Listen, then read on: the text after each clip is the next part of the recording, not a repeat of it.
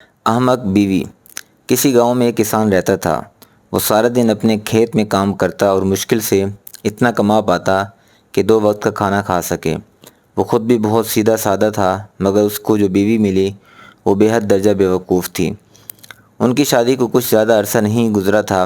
ایک دن صبح سویرے جب کسان کھیتوں پر جانے کو تیار ہوا تو اپنی بیوی سے کہنے لگا، آج کھیت میں سارا دن ہل چلانا پڑے گا، جس سے بہت تھکاوٹ ہو جائے گی اور بھوک بھی لگے گی۔ اس لیے تم میری واپسی تک اچھا اور لذیذ کھانا بنا کر رکھنا، اور ساتھ ایک گلاس سرکہ بھی جو میں پچھلے سال خرید کر لایا تھا۔ یہ کہہ کر وہ اپنے کام پر چلا گیا۔ جب کسان کی واپسی کا وقت قریب آیا تو بیوی نے کھانا تیار کرنا شروع کر دیا۔ اپنے شوہر کو خوش کرنے کے لیے اس نے ایک گوشت کا ٹکڑا لیا اور اسے آگ پر بھوننا شروع کر دیا۔ جب وہ پکنے کے قریب ہوا اور اس کی خوشبو آنے لگی تو اس نے سوچا کہ کھانا تو بس چند لمحوں میں تیار ہے، اب میں کوٹھلی میں جاؤں اور وہاں سرکے کے ڈرم سے ایک پیالہ بھر کر سرکہ نکال لاؤں۔ یہ سوچ کر اس نے گوشت کو وہیں چھوڑا اور خود ایک جگ لے کر کمرے میں چلی گئی اور سرکے کے ڈرم کی ٹوٹی کھول کر جگ اس کے نیچے رکھ دیا اور اس کو بھرتا ہوا دیکھنے لگی۔ اچانک اس کو یاد آیا کہ کتا تو باہر کھلا گھوم رہا ہے، کہیں وہ گوشت ہی نہ کھا جائے۔ یہ سوچتے ہی وہ بھاگتی ہوئی وہاں سے نکلی اور باورچی خانے کی طرف لپکی۔ اس نے دیکھا کہ اس کا خدشہ درست تھا۔ گوشت کا ٹکڑا واقعی کتے کے منہ میں تھا۔ وہ باہر کی طرف بھاگ رہا تھا۔ وہ کتے کو مارنے کے لیے اس کے پیچھے بھاگی تو وہ جنگل کی طرف دوڑا۔ کسان کی بیوی بھی اس کے پیچھے پیچھے تھی، مگر کتے کی رفتار اس سے زیادہ تھی۔ وہ گوشت کا ٹکڑا لے کر جنگل میں غائب ہو گیا۔ تھک ہار کر مایوس و نا امید وہ افسردہ سی گھر واپس آ گئی۔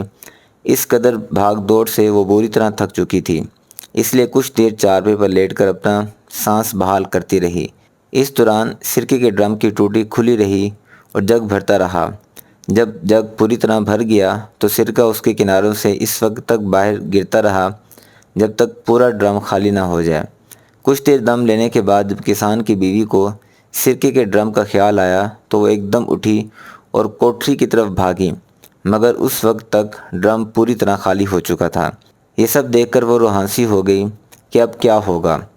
جب یہ سب شوہر کو پتہ چلے گا تو وہ بہت ناراض ہوگا۔ پریشانی کے عالم میں وہ وہاں کھڑی یہ سب دیکھتی رہی کہ اب کیا کیا جائے۔ اچانک اس کی نظر آٹے کی ایک بہت بڑی بوری پر پڑی جو اس کا شوہر چند دن پہلے ہی چکی سے خرید کر لایا تھا۔ یہ بوری دیکھتے ہی اس کے سیدھے سادے ذہن میں ایک ترکیب آئی کہ اگر وہ یہ آٹا فرش پر بکھیر دے تو وہ یہ سارا سرکہ جذب کر لے گا اور فرش اچھی طرح صاف ہو جائے گا۔ اس قدر شاندار ترکیب سوچنے پر اس نے دل ہی دل میں اپنے آپ کو شاباش دی اور بوری کھول کر آٹا فرش پر بکھیرنے لگی۔ اس دوران بے دھیانی میں اس کا پاؤں سرکے سے بھرے اس جگ سے ٹکرایا جو ڈرم کے نیچے پڑا تھا۔ جگ بھی الٹ گیا تو اس کے اندر کا سارا سرکہ بھی بہہ گیا۔ وہ مزید پریشان ہو گئی اور اس نے باقی کا سارا آٹا بھی فرش پر بکھیر دیا اور سوچنے لگی اب یہ سب ٹھیک ہو جائے گا۔ کسان گھر لوٹا تو اسے شدید بھوک لگی ہوئی تھی۔ اس نے آتے ہی پوچھا، آج کھانے میں کیا پکایا ہے؟ بیوی منہ بسور کر بتانے لگی، میں نے آگ پر تمہارے لیے مزیدار گوشت بھونا تھا، مگر کتا لے کر بھاگ گیا۔ جب میں اس کو مارنے بھاگی تو سارا سرکہ بہہ گیا۔ اب میں نے آٹے کی مدد سے کمرے کا سارا فرش صاف کر دیا ہے۔ اب وہ کمرہ بالکل صاف ستھرا نظر آ رہا ہے۔ تمہیں پریشان ہونے کی ضرورت نہیں۔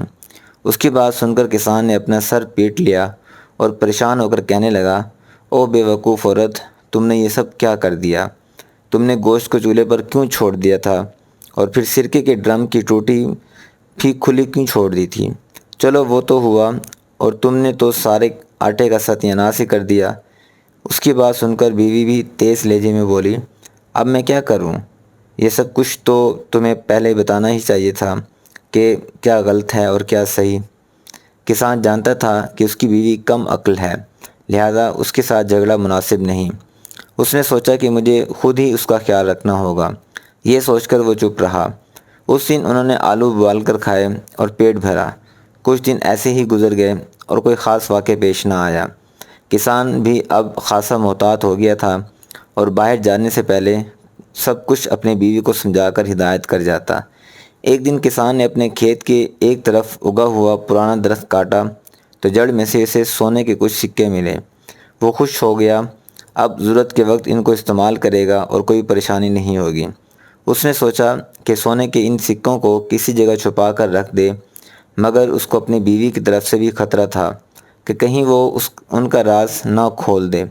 یہ سوچ کر بیوی سے کہا، دیکھو یہ میرے پاس پیلے رنگ کے کچھ بٹن ہیں، میں ان کو ایک ڈبے میں ڈال کر زمین میں دبا رہا ہوں، تم نہ تو اس کے قریب جاؤ گی اور نہ ان کو چھوؤ گی۔ ٹھیک ہے، جیسے تم کہتے ہو میں ویسے ہی کروں گی، میں ان کو وہاں سے نکالوں گی، نہ ہی ان کو چھوؤں گی۔ بیوی نے اسے یقین دلایا۔ کچھ روز بعد جب کسان کھیتوں پر گیا ہوا تھا، گلی میں ایک پھیری والا آیا۔ اس کے ساتھ اس کا ایک مددگار بھی تھا۔ وہ گدھوں پر مٹی سے بنے خوبصورت نقش و نگار والے برتن لاد کر فروخت کر رہے تھے۔ ان کی آواز سن کر کسان کی بیوی نے گلی میں جھانکا تو یہ برتن دیکھ کر اس کا جی للچا گیا۔ یہ دیکھ کر پھیری والے نے پوچھا، کیا تم یہ برتن خریدنا چاہتی ہو؟ ہاں، مگر میرے پاس اس وقت رقم نہیں ہے۔ پھر کچھ سوچ کر بولی، کیا تم ان برتنوں کے بدلے پیلے بٹن لے لو گے؟ پھیری والا اس کی یہ بات سن کر حیران رہ گیا اور پوچھنے لگا، کیسے پیلے بٹن؟ کیا تم مجھے یہ پیلے بٹن دکھا سکتی ہو؟ کسان کی بیوی نے کہا، وہ پیلے بٹن میرے شوہر نے ایک ڈبے میں ڈال کر سین میں دبا دیے ہیں، مگر اس نے مجھے منع کیا ہے کہ میں ان کو ہاتھ نہ لگاؤں، اس لیے تم خود ہی ان کو وہاں سے نکال کر دیکھ لو۔ اس کی بات سن کر پھیری والا حیران رہ گیا اور وہ فوراً سین میں جا کر وہ جگہ کھودنے لگا جہاں نشاندہی کی گئی تھی۔ ڈبے کے اندر جب اس نے سونے کے سکے دیکھے تو اس کی بانچھیں کھل گئیں۔ سارے سکے سمیٹ کر جیب میں ڈالے اور اس کے بدلے کسان کی بیوی کو اپنے سارے مٹی کے برتن دے کر اپنے ساتھی کے ساتھ فوراً وہاں سے 9-11 ہو گیا۔ وہ سمجھ گیا کہ یہ عورت اعلیٰ درجے کی احمق ہے، جسے پیلے بٹنوں اور سونے کے سکوں کا فرق بھی معلوم نہیں۔ دوسری طرف کسان کی بیوی یہ سارے برتن حاصل کر کے بہت خوش تھی۔ وہ سمجھ رہی تھی کہ اس نے پھیری والے کو لوٹ لیا ہے اور چند پیلے بٹنوں کے بدلے اتنے سارے برتن خرید لیے۔ خوشی خوشی اس نے وہ سارے برتن گھر میں ادھر ادھر سجا دیے۔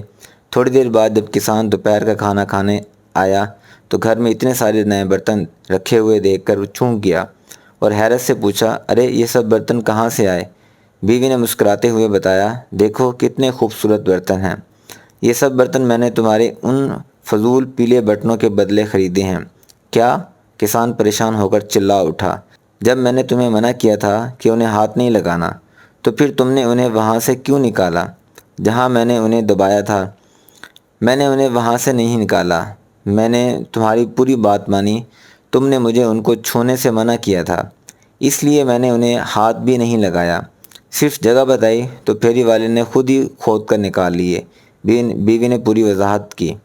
اوہ بے وقوف عورت! کسان غصے سے اپنے بال نوچنے لگا، تم نے وہ جگہ اسے بتائی ہی کیوں؟ تم نے مجھے اس بات سے تو منع کیا ہی نہیں، بیوی معصومانہ انداز میں بولی۔ احمق عورت! کسان اپنا سر پیٹنے اور دیواروں سے ٹکرانے لگا۔ ارے بے وقوف، وہ سارے پیلے بٹن سونے کے سکے تھے، تم نے یہ کیا کر دیا؟ یہ تو تمہیں پہلے بتانا چاہیے تھا نا، اب یہ تمہاری غلطی ہے، وہ منہ بنا کر بولی۔ کسان کچھ دیر غصے میں چلاتا رہا اور اس دوران میں بیوی کھڑی منہ بسورتی رہی، پھر شور سے بولی، میرا خیال ہے ہم وہ سونے کے سکے ابھی واپس لے سکتے ہیں، وہ دونوں ابھی زیادہ دور نہیں گئے ہوں گے، آؤ ان کے پیچھے چلتے ہیں۔ بیوی کی بات سن کر کسان بھی کچھ سوچنے لگا، پھر بولا، ہاں ہم کوشش تو کر ہی سکتے ہیں، مگر اپنے ساتھ کچھ لڈو ضرور لے آنا تاکہ راستے میں اگر بھوک لگے تو ہم وہ کھا لیں۔ بیوی نے ایک ٹوکری میں 2 لڈو رکھ لیے اور دونوں گھر سے نکل گئے۔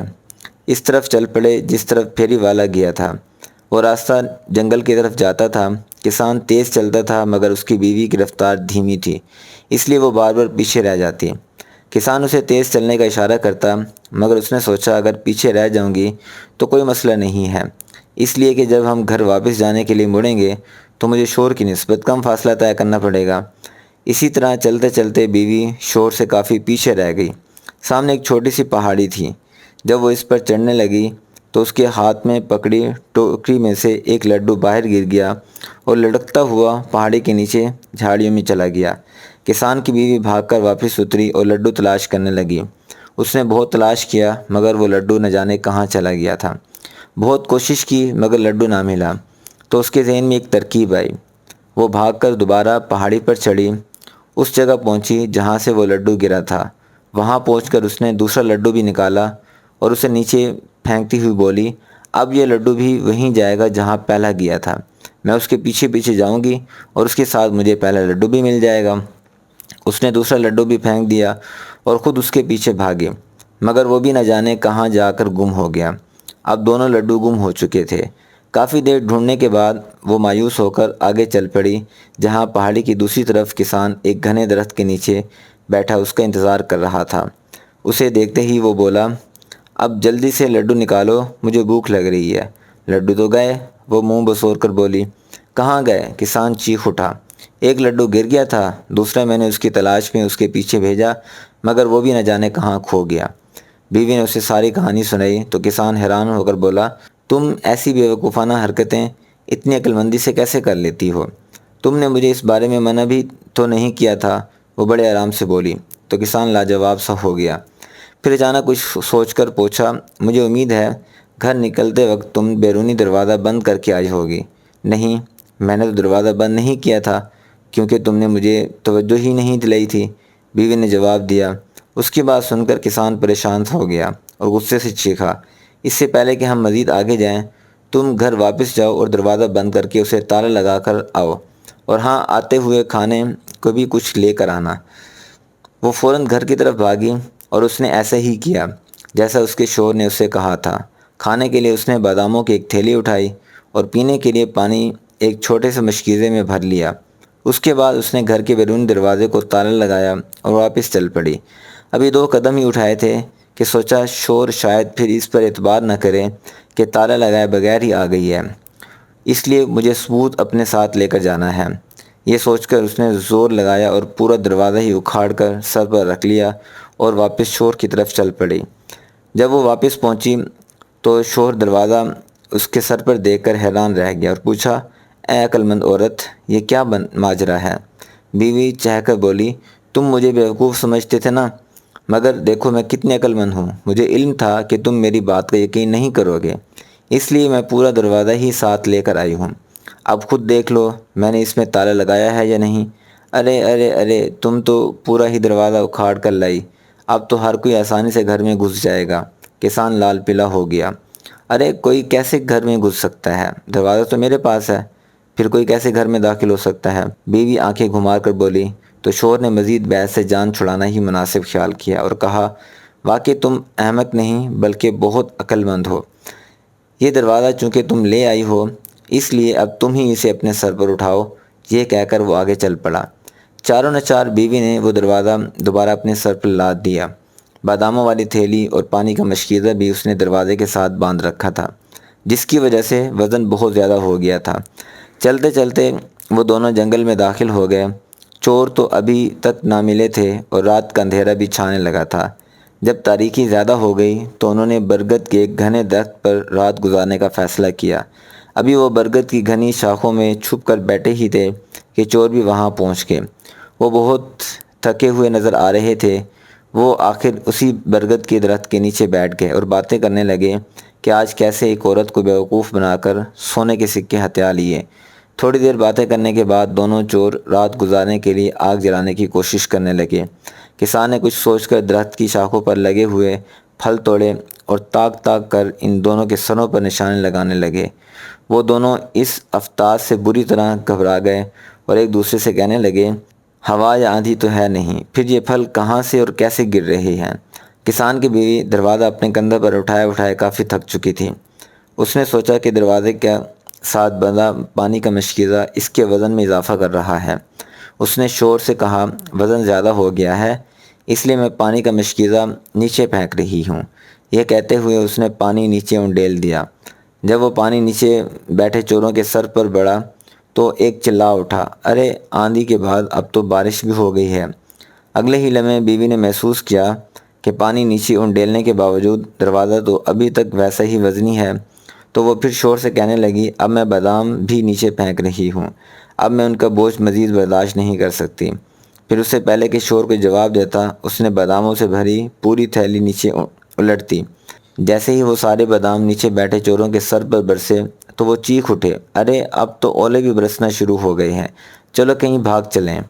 پانی اور بادام نیچے پھینکنے کے باوجود بھی جب دروازے کا وزن کم نہ ہوا تو وہ سمجھ گئی کہ خود دروازہ ہی بہت وزنی ہے۔ دروازہ اب اس سے سنبھلا نہیں جا رہا تھا، وہ اس کے ہاتھ سے پھسلنے لگا۔ تو وہ شور سے کہنے لگی، لو جی اب دروازہ بھی چلا۔ یہ کہتے ہوئے اس نے دروازہ چھوڑ دیا جو سیدھا جا کر چوروں کے اوپر گرا۔ ارے مر گئے، وہ ایک ساتھ چلائے اور پھر یہ دیکھے بغیر کہ کیا چیز سر پر گری ہے، سر پر پاؤں رکھ کر بھاگے اور کہتے جا رہے تھے، پہلے آندھی آئی، پھر بارش ہوئی، پھر اولے برسے، اب تو آسمان ہی سر پر آ پڑا۔ بھاگتے ہوئے چور اپنا سارا سامان وہیں چھوڑ گئے۔ ان کو بھاگتا دیکھ کر کسان اور اس کی بیوی درخت سے نیچے اتر آئے۔ چوروں کے سامان سے ان کو اپنے سونے کے سارے سکے واپس مل گئے۔ انہوں نے چوروں کا سارا سامان اٹھا لیا اور گھر کی طرف واپس چل پڑے۔